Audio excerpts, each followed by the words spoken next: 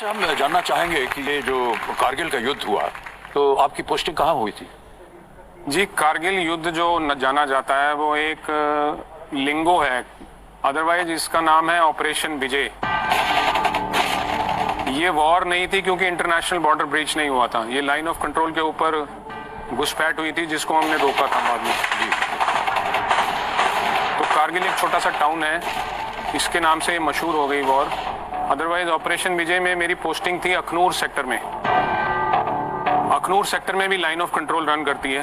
Line of control के ऊपर एक छोटा सा गांव है पलनवाला, जिसको आम भाषा में डोगरी में पलांवाला बोलते हैं। तो पलांवाला के पोस्ट पे वहां पर मनवर तवी एक रिवर बहती है।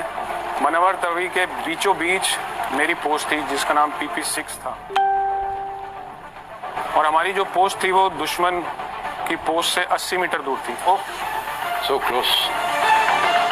और खुला मैदान सामने। जब हम लड़ाई नहीं लड़ रहे थे तब वो भी एक सैनिक है और हम भी एक सैनिक हैं। मैं यहाँ एक बात कहना चाहूंगा दोस्तों, लड़ाई से किसी चीज में विजय नहीं प्राप्त की जा सकती। वाह वाह सर, क्या है? लड़ाई से हमेशा नुकसान होता है। कुछ लोग बेटे खो देते हैं, भाई खो देते हैं, पति खो देते हैं, और कुछ मेरे जैसे अंग खो देते हैं।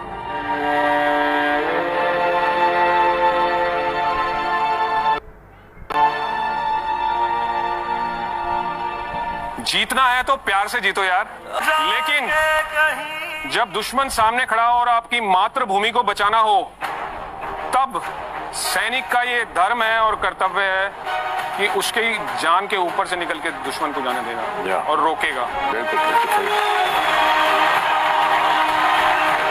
तो भले ही लड़ाई शुरू होने से पहले हम आपस में बात करते रहते थे और वो पूछते थे, अरे भैया आज तो बड़ा हुड़दंग मचा रखा है। हाँ, लोहड़ी है, मनाएंगे क्यों नहीं, तुमने मिठाई खानी है तो आ जाओ। अच्छा। लेकिन लड़ाई जब शुरू हुई तो ऑपरेशन विजय के शुरुआती दिनों में थोड़ा मैं उनके नाक में दम कर रखा था। परेशान थे वो थोड़े। मेरी पोस्ट के ऊपर मैं पोस्ट कमांड कर रहा था जिसमें मेरे साथ एक JCO और 30 जवान थे। तो वहां से मैं उनकी पोस्ट के ऊपर ज्यादातर एयर बस्ट करता था, क्योंकि हवा में जाके जब फटता था बॉम्ब तो नीचे फिर सब नेस्तनाबूद हो जाती थी। तो वो तड़प रहे थे कि यार इसको हटाएंगे किसी ना किसी तरीके से। तो 13 जुलाई को उन्होंने लड़ाई में थोड़ा सा विराम दिया। मुझे लगा कि यार चलो चाय पानी पीने का टाइम मिल गया। लेकिन लड़ाई में ज्यादा विश्राम मिलना अच्छा नहीं होता है। इसका मतलब यह है तूफान से पहले की शांति। तो वो 2 दिन तक कुछ रेक्की करके उन्होंने मेरा घूमना फिरना उठना बैठना नोटिस किया, और 15 जुलाई को सुबह फायरिंग शुरू हुई।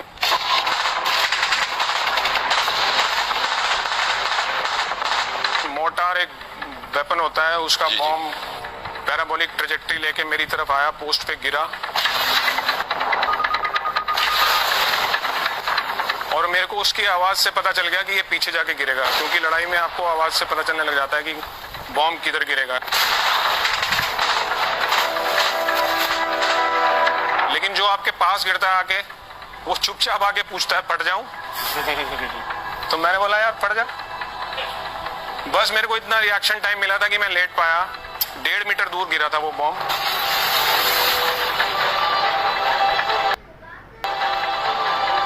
और उसका किलिंग जोन जो है वो पॉइंट ऑफ इंपैक्ट से 8 मीटर का जो दायरा होता है वो किलिंग जोन है।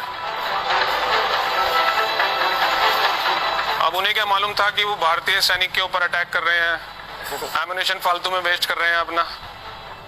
तो वहां तो मैं क्षतिग्रस्त बहुत बुरे तरीके से हुआ। लहू लुहान 73 छर्रे मेरी बॉडी में अभी भी मौजूद हैं।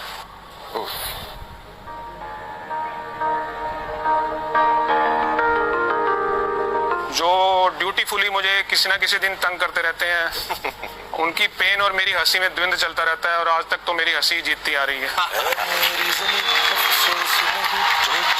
क्या बात, क्या बात।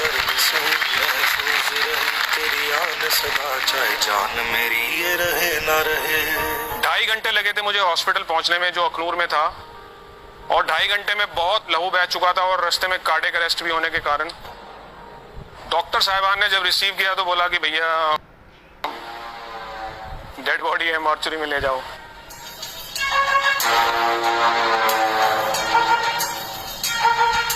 लेकिन मैंने बोला ना आपको, पड़ोसियों का बम था वो, अब उसको तो नष्ट करना ही था।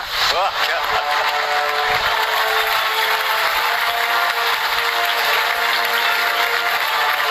उसके बाद जो हुआ वो आप जरूर ध्यान से सुनिएगा। सब देशवासियों से हाथ जोड़ के मैं बताता हूं ये बात।